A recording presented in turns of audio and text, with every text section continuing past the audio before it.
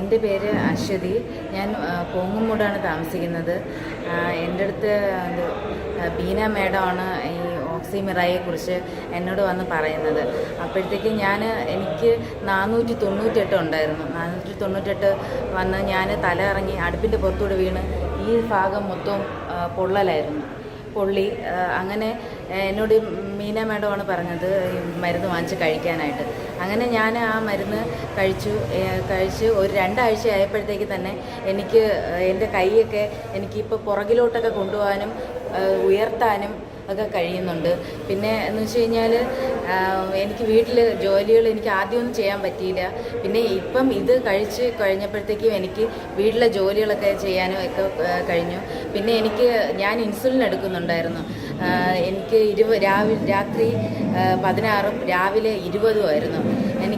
ഞാനിപ്പം ആ ഇൻസുലിൻ്റെ അളവ് പിന്നെ ഈ ഓക്സിമിറായി കഴിച്ച് പിന്നെ അളവ് ഞാൻ കുറച്ച് വന്നു.